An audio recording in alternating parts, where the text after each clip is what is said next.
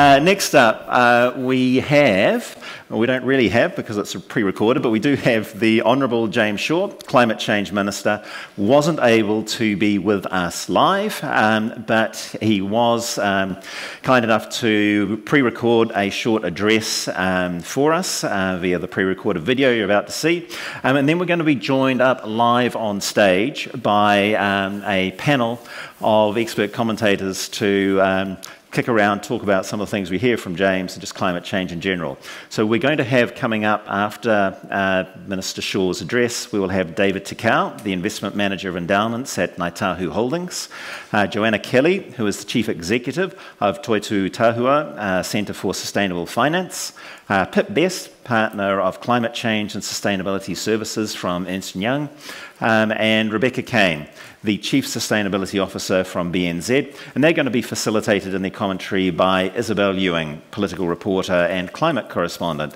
So now I think we hand over to James Shaw. Tēnā koutou katoa, ngā mihi nui kia koutou to all of those of you at the event. I am very sorry that I wasn't able to join you. I had a clash with Cabinet, which means that I have to be here in Wellington. And I do wish you all the very best for your conference. Look, I just wanted to place what we're doing in relation to sustainable finance and capital flows in the context of the overall work program on climate change. You know, as is kind of fairly famous by now, in the first term of our government, we focused on setting up the institutional arrangements to carry us forward over the course of the next 30 years until we hit net zero. That's the Zero Carbon Act, putting 1.5 degrees as a temperature target into our primary legislation, establishing the Climate Change Commission, establishing the process of setting up 5-yearly emissions budgets as stepping stones towards our long-term goals in 2050. Now, this term has been very much about putting that framework into action. So earlier this year, during the budget, we launched the Emissions Reduction Plan, which of course puts in place the first 3 of those emissions budgets up to 2025, to 2030, and then to 2035, and also outlines our program of work during the course of that first emissions budget period up to 2025 about how to get the ball rolling and ensure that we are on track towards meeting those interim targets as they kind of step down towards 2050. Now, I think that what we're doing in the domain of green finance and sustainable finance has been largely unheralded, except for those who are in the know. And I think that's because the financial services sector is kind of, you know, not exactly retail in terms of how it connects to most people. Most people sort of focus on the things that we're doing around public transport, you know, putting light rail systems into Auckland, expanding the cycleway network, the work that we've done to encourage the uptake of electric vehicles, which now make up 1 in 5 new vehicles sold in New Zealand and so on. So those kinds of things, I think, are more in the public consciousness.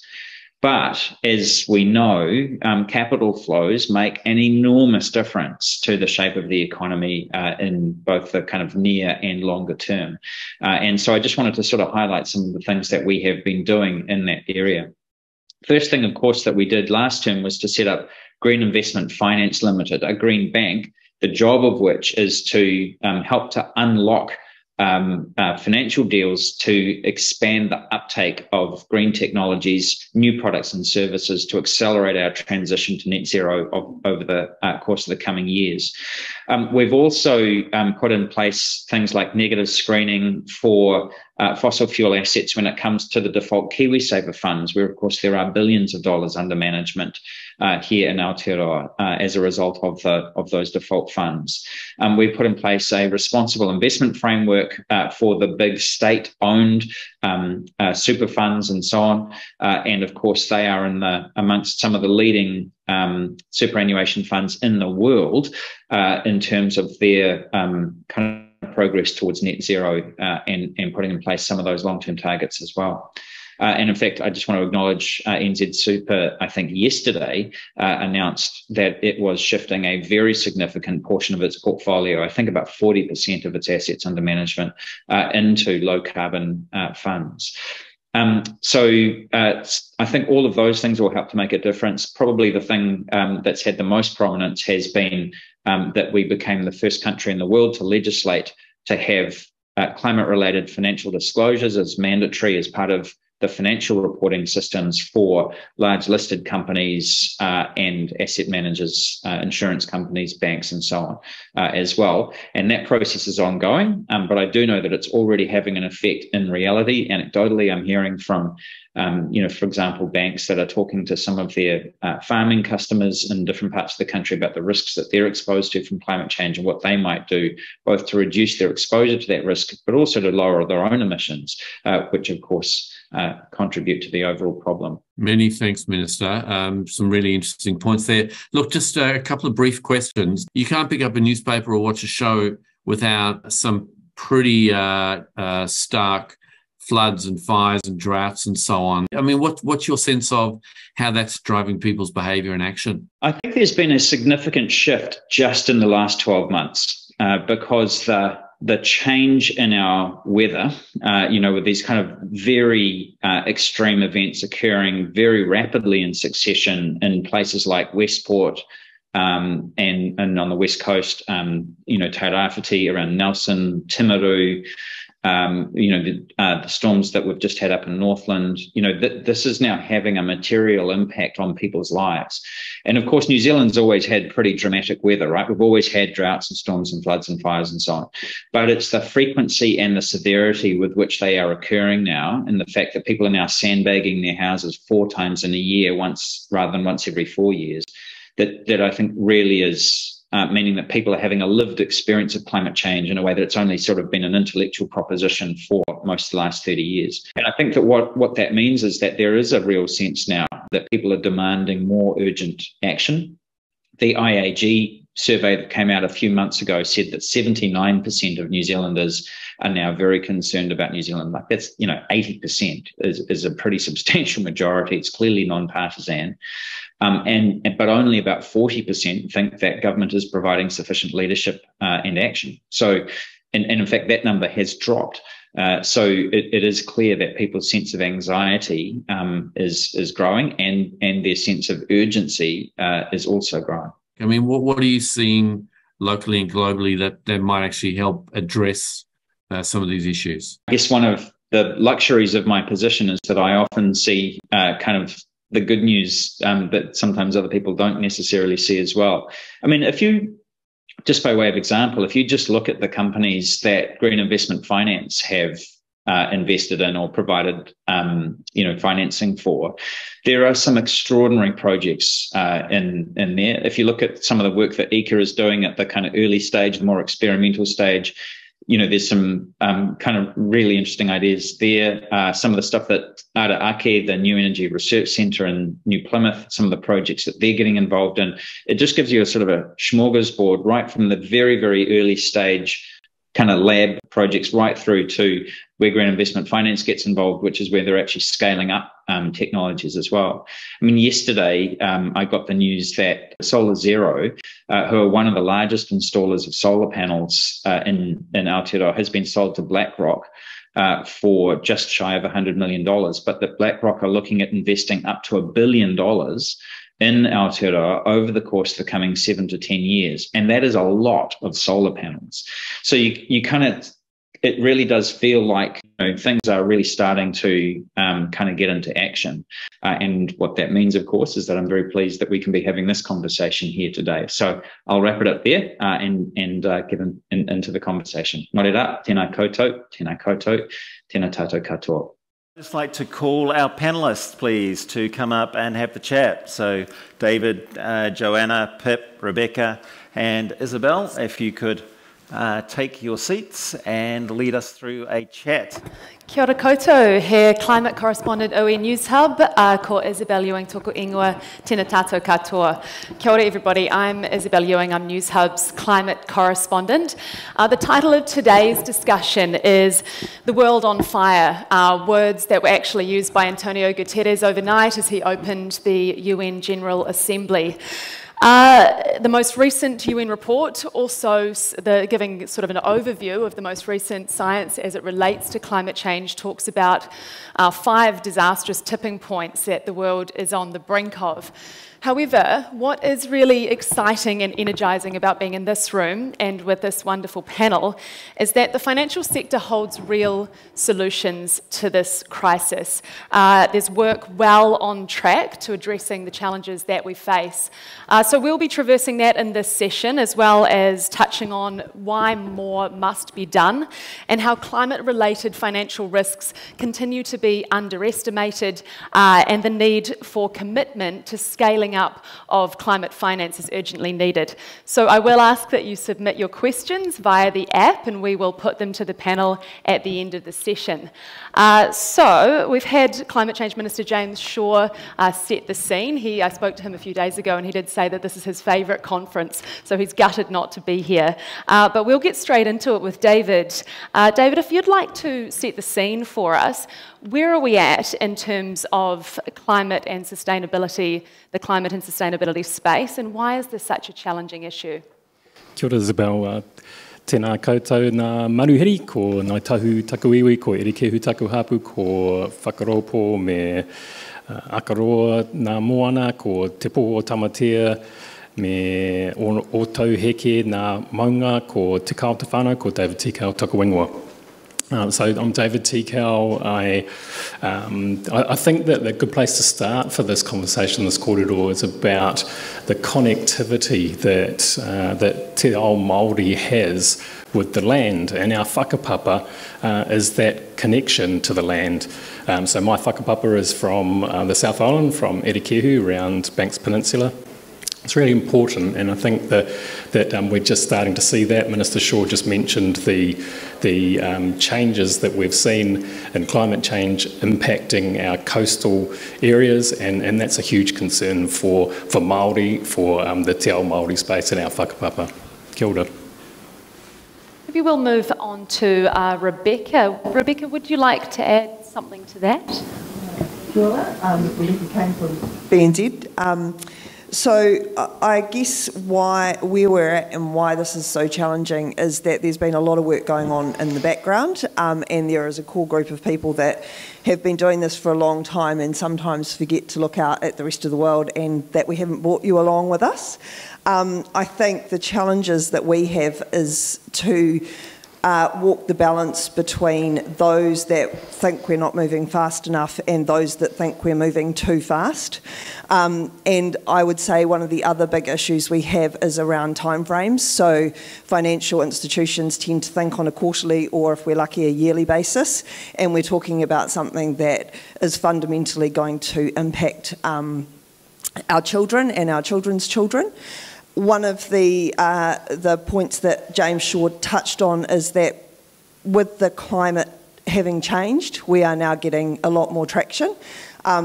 It can be depressing to think that it's taken us actually having physical change to get that momentum. Equally, it's a huge opportunity because there are so many more people now who are engaged in looking for the solutions, and so it's a very exciting time to be involved in this. And you spoke about the balance there, Rebecca, of what has been done and what needs to be done. Why isn't the finance sector involved more? Well, I think we are involved. We probably don't talk about it very much. I think we've probably got a bit of a brand issue around what we do and what we're doing and why we're doing it. The unique situation that we have is whether we're an investor doing funding or whether we are lending money, our money is funding what happens in the real economy. And it's at BNZ we're really, really focused, and I know the wider financial sector is as well, in having conversations and partnering with our customers, but partnering with other people like insurers, the government, investors, just the whole ecosystem to get that system change, but also having those individual conversations with each and every one of our customers as to how they can do their part. I think this can seem too big. One of my bugbears is probably putting too much on the consumer to make the change. I think corporates and financial institutions can make the system change, which makes it easier for the consumer to take the right action? Thank you, Rebecca. I'll get our PIP Best, our Climate Change and Sustainability Services partner at EY to pick up. Where, as you see it, Pip, are we right now? Probably just kind of follow on from those comments. I guess traditional economics tells us that a lot of these things have been externalities for a very long time. So they haven't hit our financial statements. They've got impacts, long-term impacts that aren't necessarily financial. So they've been avoidable. I think we're at the point now, as James Shaw was saying and Rebecca was just saying, where that's changing very rapidly. It's changing in terms of regulation, it's changing in terms of customer expectations and investor expectations.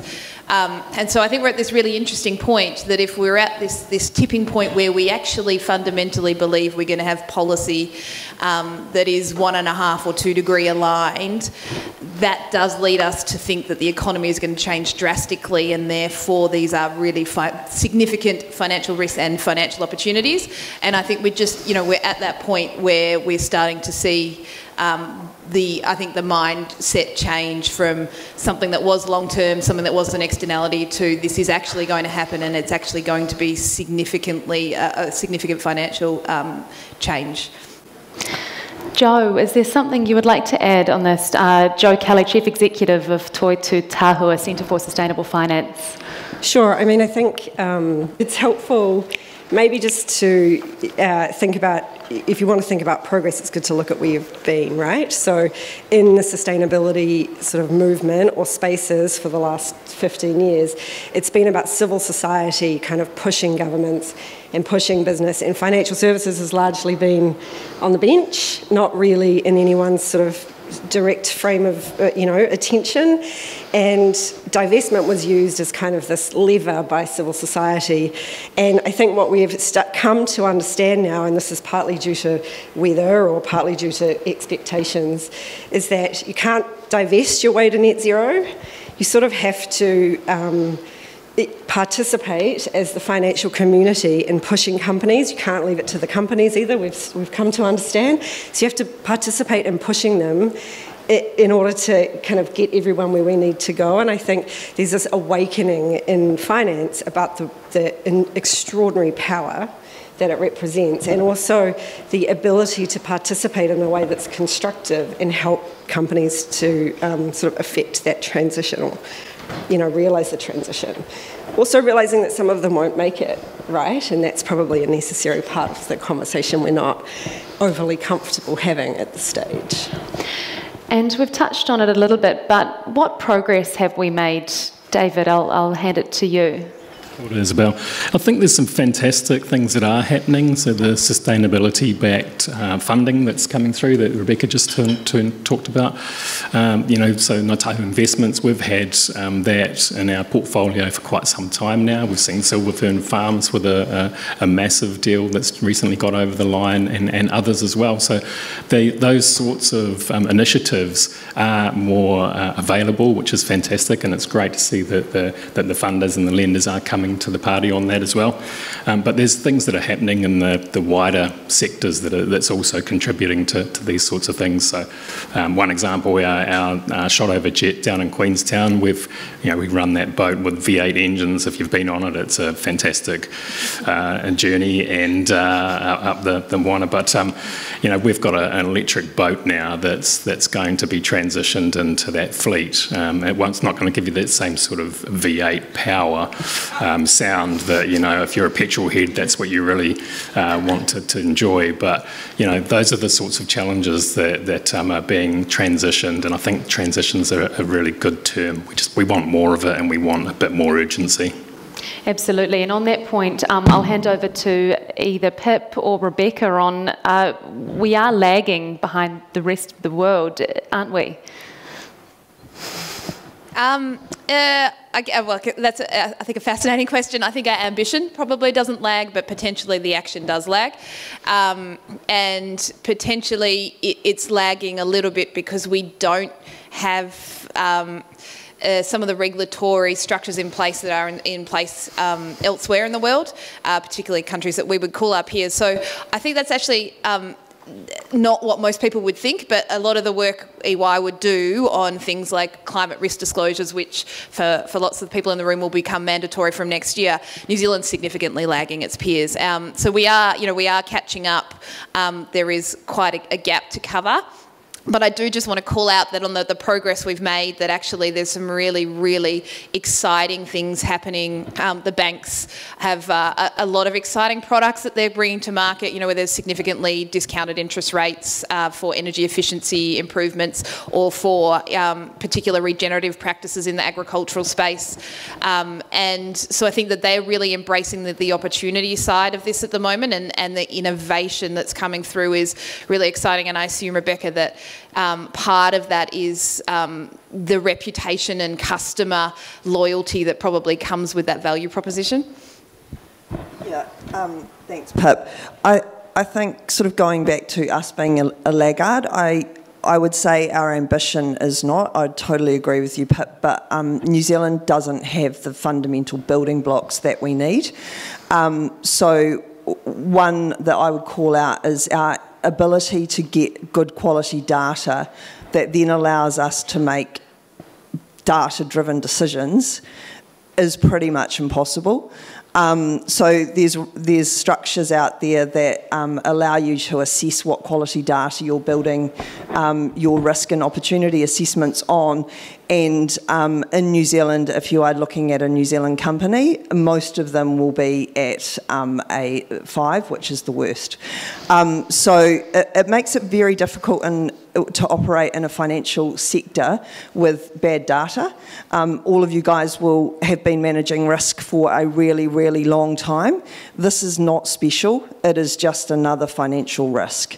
But it's something that we've never measured or managed properly before, and it makes it hard to have those conversations and really drive into the opportunity if you can't have a baseline on which to measure. And it also brings in risk, because if you make statements that aren't based on fact, then you open yourself up to a whole lot of litigation and risk and issues with getting funding from investors or rating agencies. So I think what the thing that the government could really do to drive a fundamental shift in New Zealand would be to work out how to get a better data set, whether it be emissions, whether it be physical, whether it be flooding. We need that to move faster. Really great point there, Rebecca. Jo, would you like to add to that point?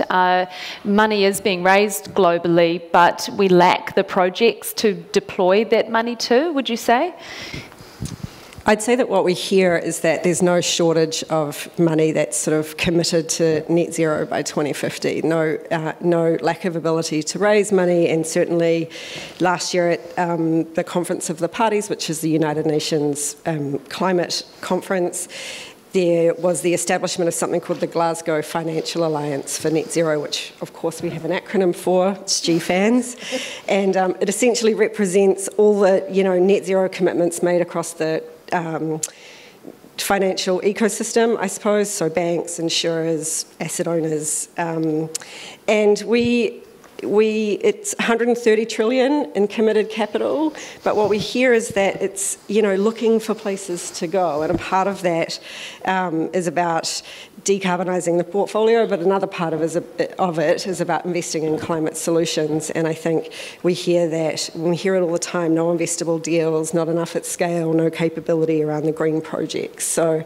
hopefully that's just a time and a maturation kind of issue. And for anyone in the room who's wondering, we do have net zero commitments in New Zealand. So at the big end of town, the New Zealand Super Fund and the ACC are caught up in the Crown's responsible investment framework, which you heard James talk about. And then, we have Kiwi Wealth and Russell and Mercer and others who are part of these commitments. And we also, I'm just going to call out Barry, who's sort of single-handedly the accountability mechanism on this right now. But there again needs to be sort of much more commitment and a much greater maturation of the accountability and the learning associated with meeting the commitments. Absolutely, and wary that this is an enormous topic that we could continue to speak about, but I would like to move next to Pip. In terms of how do we balance the priorities of today with tomorrow, would you say? This again comes back to maybe changing the way that we have traditionally operated, because we need to start making decisions today that have longer term impacts. That's very challenging to do, and it does mean that we need to change, I guess, the understanding and the expectations of everybody within an organisation to be able to make that happen. So, as Rebecca said, because we traditionally operate on quarterly, annual cycles, and so I guess that lengthening of the timeframes that we are considering when we make investments is going to be quite important. And just to, I know we said we should try and focus on the positives even with this lovely picture behind us. Climate change is kind of really the first of a lot of these issues that are going to come at us, of these non-financial topics. I'm sure that people have heard this many times, but we have, I guess, this broader topic of nature or biodiversity that is going to require the similar thinking, and it's probably going to start materialising in a similar way, where it's kind of an externality. Oh, we're hearing more about it on the news. Oh, there's more regulation coming in place. It's not just an externality, and we really need to shift the way we do business. So I think it is about learning to make decisions that consider more than just the short-term financial returns. Thanks, Pip. And from your perspective, Rebecca, in terms of there's the commitment there from companies, but can you talk us through the transition plan or lack of, as the way you see it? Yeah, and look, we've committed to have conversations with our 50 largest emitters to establish sort of a credible transition path, and we're having a lot of conversations around what credible actually means, and the fact that a credible transition path now is not going to be a credible transition path in 12 months. But I also think that there's a role to play here for government. One of my bugbears is around the lack of an energy transition plan for New Zealand. We really need the government to come out with what an energy strategy is. That will flip the switch. It will flip the switch in terms of the projects that are available to invest in. It will flip the switch in terms of what a credible transition plan is and what actual decarbonisation looks like within the market. There is a lot of conversations, there is a lot of opportunity, there is a lot of goodwill, but nobody wants to really commit to these 5 to 10 year projects if they think that it's going to change from a policy perspective. So I would call that out as something that we really need to do if we are going to transition New Zealand. We need low carbon energy, and we need a pathway to get there. And Jo, would you like to add to that in terms of how we can move quicker than we are? I have so much to add to this, but I won't tell you everything that I feel about it. I guess, so it's not all about what government is or isn't doing, right? Like, we have a national adaptation plan, we have an emissions reduction plan, we have some direction. It's not sufficient for investment decision making, as Rebecca's saying, and we heard Minister of Finance say earlier, wait with bated breath for these industry transition plans. So they need to be aligned to science. They can't be some sort of arbitrary plan that feels like what we can manage right now, and I think that's the main thing. And if they are aligned to science, then there's a whole lot of money that's got to move really quickly, because we have to halve our emissions by 2030. And so if the money's got to move really quickly, what does that mean for our understanding of risk? What does it mean for all the tools that we use every day to make decisions, asset allocation, benchmarking, fund targets, whatever it is? We have to kind of fundamentally become more comfortable with an accelerated pace that's going to, it just inherently implies different types of risk. So I think the challenge today is, how are you organised internally to look at your tools and look at the things that you're using today that will then sort of set you on the right path for the longer term? Absolutely. And David, can you talk me through the timelines in terms of iwi investors relative to modern investment finance, where are iwi at in this space? Kia ora. So iwi are intergenerational investors, and so the timelines for investing are short term. So we're reporting and recording on those short term goals, but the longer term is where are we going to be in 10 years, and 50 years, and 100 years, and 200 years, and those are the kinds of discussions that iwi have around, and probably a nice way to talk about it is and I was pleased to hear Vanya refer to a whakatauki earlier, and there's a whakatauki that's mō tātou amo ka uri a muri ake nei, and that translates back to for us and our children after us. Now, if we can't leave this planet in a better place for our children, for our, when we get grandchildren, for their children, it's going to be pretty crappy, and I think we've got such a big role to play. It's going to cost money, but the cost of not doing anything is far greater, and that's I think that's a real obligation for Aotearoa, especially for iwi. We're not going anywhere. We're still going to be here in those sorts of time horizons, so that's a really important part for iwi investing. And tell me, why is there cause for optimism in this space? Yeah, I think that our stakeholders, they expect this of us, and if you get to the marae, you are at the coalface. You have that direct connection to our stakeholders that have expect us to be doing what they expect, and that's to be looking after the planet and to making sure that our sustainability goals are met, that we've got climate change policies, that we're adhering to them, that we're reporting on them, that we're recording these sorts of improvements and advances. I'll come back to Joe. I mean, in terms of what we're up against, what are the barriers to realising our full potential? There's a technical one, which is we need definition around what green is. What does good look like in 2050 in this country, and other jurisdictions are doing this work. So it's either going to get done for us, and BlackRock will decide that we're going to receive this investment for solar panels, whether it's the right thing for us or not, or we're going to do a little bit of work and we're going to figure out at a sector level what does good look like for us.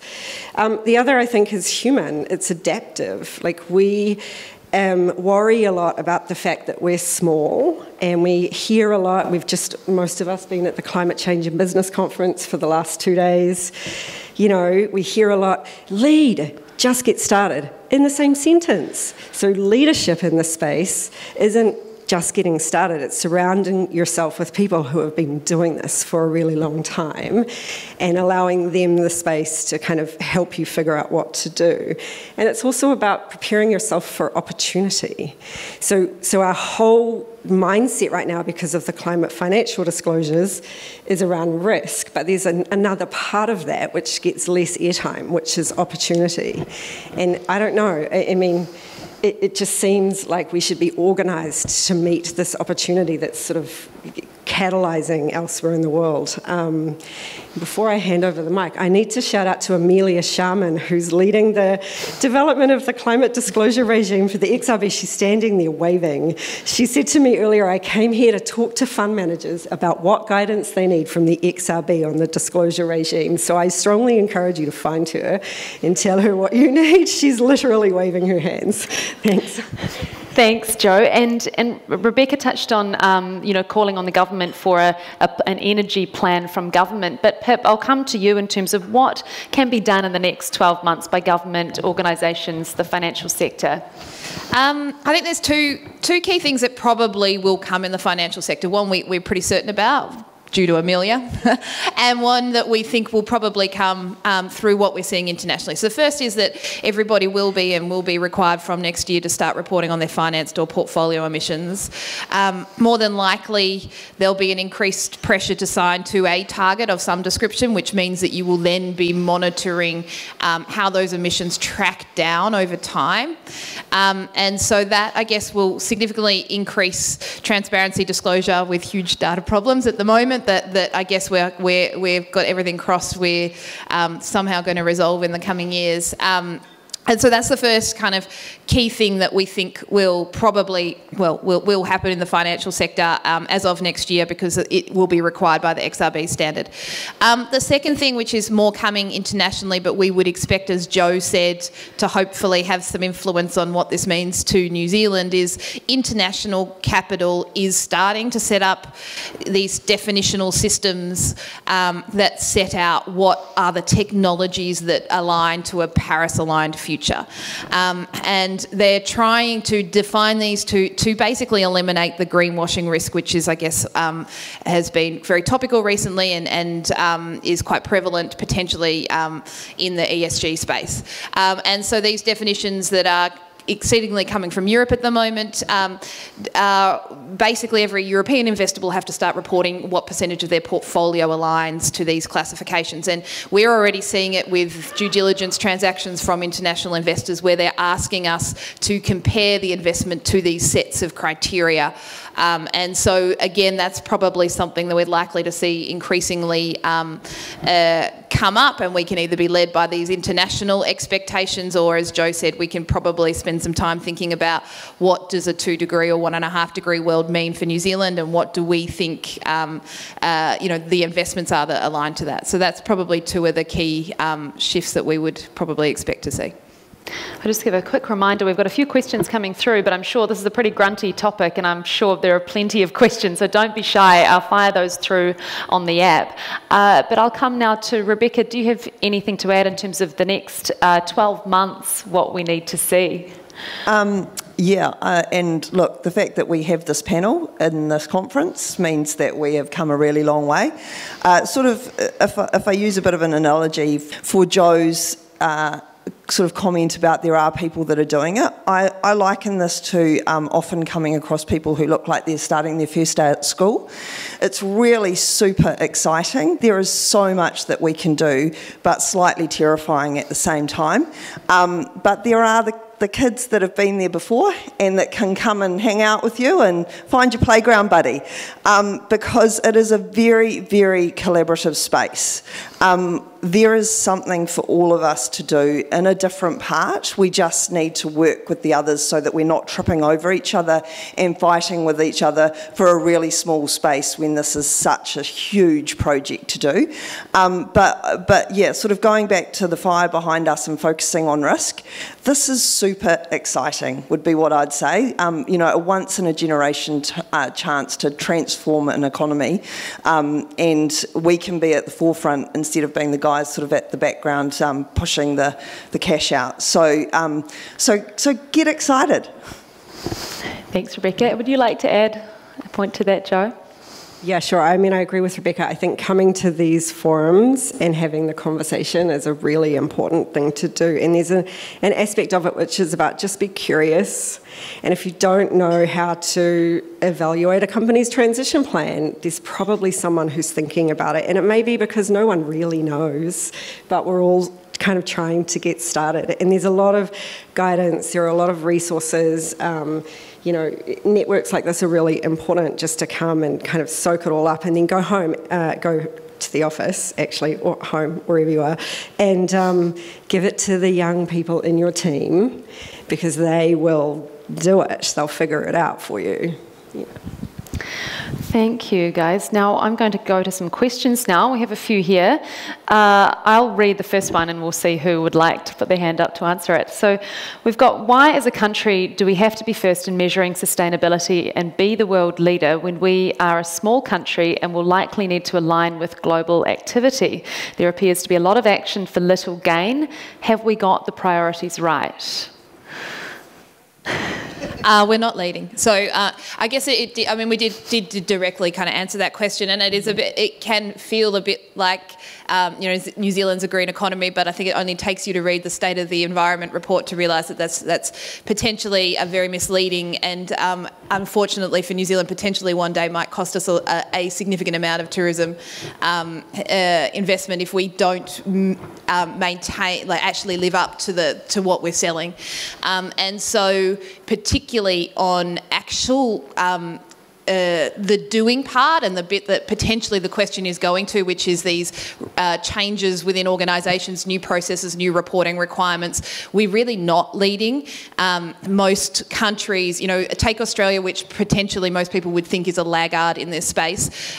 They have mandatory reporting emission requirements, and they have for forever, and they all get audited, and they have done for at least probably 10 years or so. And so, you know, we're talking about we don't do that at all, and we've got a massive gap to fill, but we're most definitely not leading in this at all. Europe is leading. They're the ones that are kind of setting these definitions that will be even a step change again for what we're prepared to. So I trying to answer that and answer that in like a political, a nice way, but I guess just we really are not leading in this space. And Rebecca, I guess the person here is asking, you know, we're so small, our efforts may not make a difference, but why is it important that we're ambitious here and we amp up that ambition, as Pip says? Being small, we're still contributing to the world's emissions, and per capita, we kind of suck. So I think maybe sort of looking at a gross amount, then yeah, sure, we're not very big, but we're still impacting someone else's environment, and we are still a you know, an OECD country that is taking more than we're giving.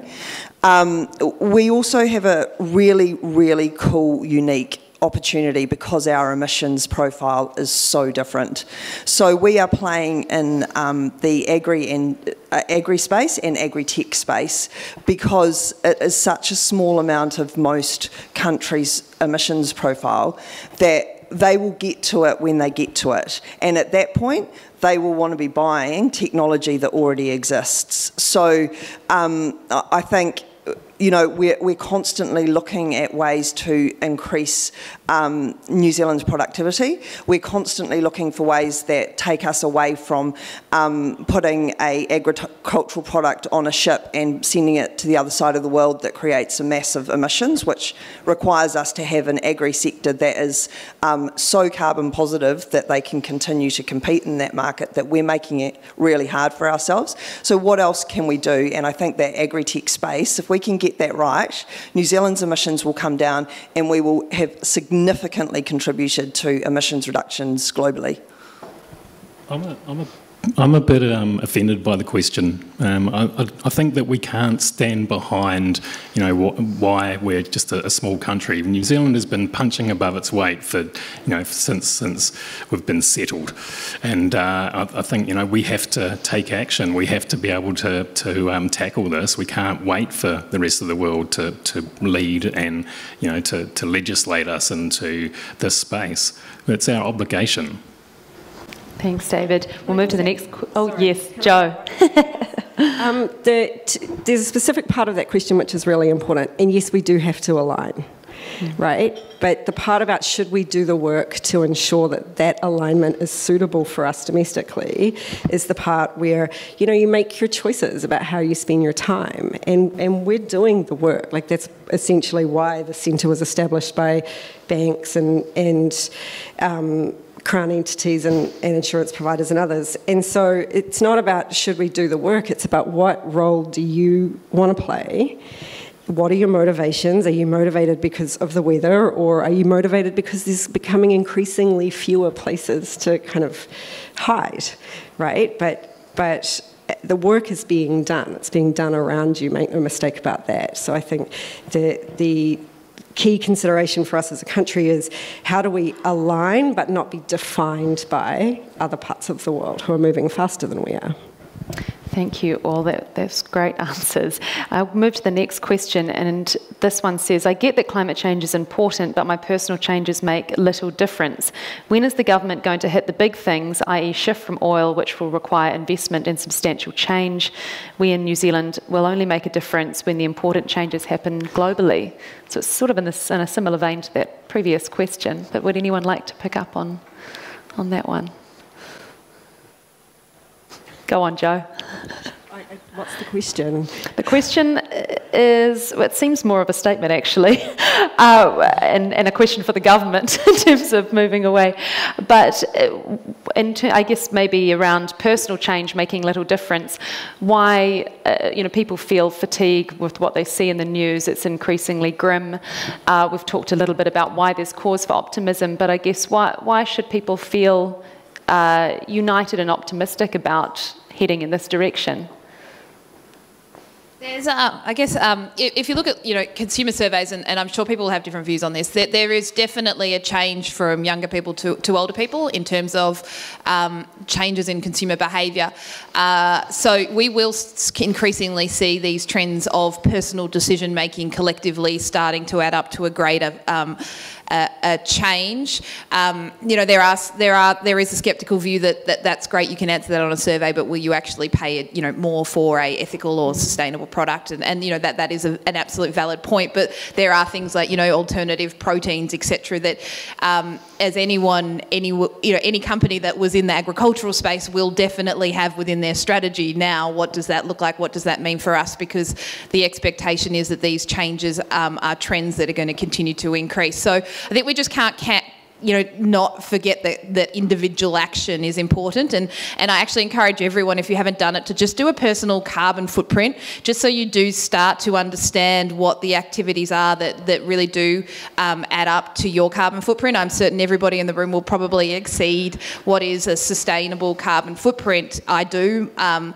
I know where I do, etc. And it just makes me think a bit more about those activities that I do that I know that potentially aren't really sustainable. And I think that awareness is only going to increasingly increase, and then for hopefully create collective change. In terms of government doing the big things, again, we have governments and different countries that lead, and then there's a change in government, and potentially we might have that next year, and suddenly it doesn't feel as progressive as it was.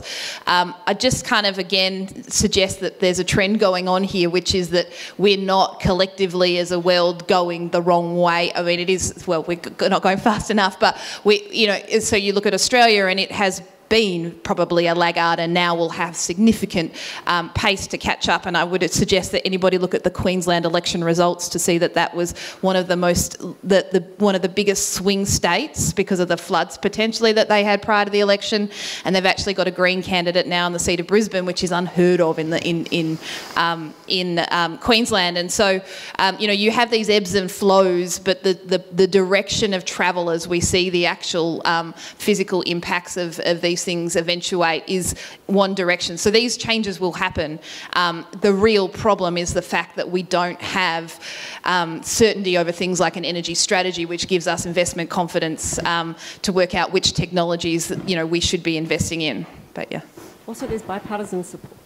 There's bipartisan support for this, right? So there's no one in either of the major parties saying that this is not the direction of travel. Everyone is a little bit still working through how we get there, but with the notable exception of ACT, no one is saying that this isn't where we need to go. So now the question really isn't, are we going there, or how will we get there? Because we actually kind of know what we need to do. It's just, can we get there fast enough? Yeah, and I'd say you can't have a stool with two legs.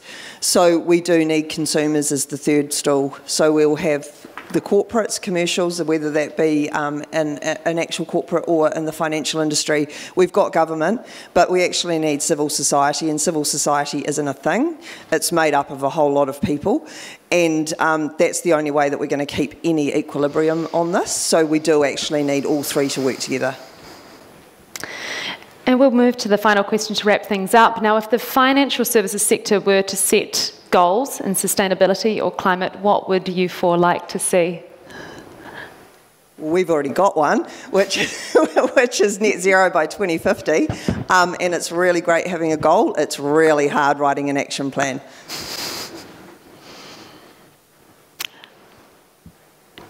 Kia ora. I can speak on behalf of Ngāi Tahu here because we're already at net zero, and we're fortunate in lots of our investments and investment space that a climate change strategy with 88 points on it that we'll need to report on. We'll need to, that's the direction we've already decided to take. Happy to have any kōrero with anybody about how we could support what you're looking to do. And I think we're already, there's companies, there are industries, and there are whānau out there already doing this and who are taking action, and we need to bring them along for the journey. So I would encourage everyone to set a personal goal. So just learn, do you know how to field questions about your own alignment to these sort of international or domestic targets? Do you know what it means to participate, to actively invest and participate in a company's transition? And do you know how to evaluate the transition plan of a company? So there's just little things that you can find out. And for me, I think it does come down ultimately to individual personal and professional development on some of this stuff. Wonderful. Well, it's certainly been a privilege for me to hear from our panellists today. Please join me in thanking them for their insights and expertise.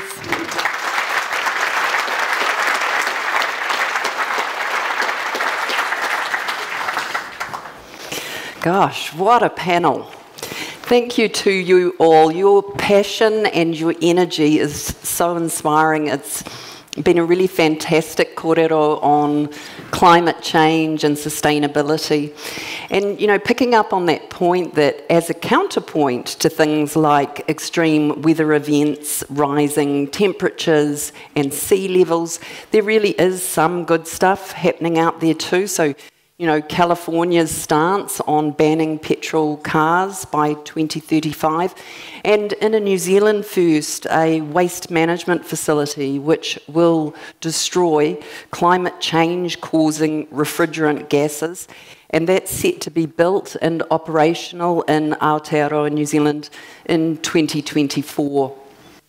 Yeah, really exciting. And apparently one of the four most effective actions that we can each take to reduce our carbon footprint are eating a plant-based diet, avoiding air travel, electrifying transport or living car-free, and having smaller families. Many of you know I'm a big fail on most of those actions, but there are some easy wins that we can do to reduce our own personal carbon footprint. We can all buy less stuff. Reduce, reuse, recycle, and maybe look to cut food waste.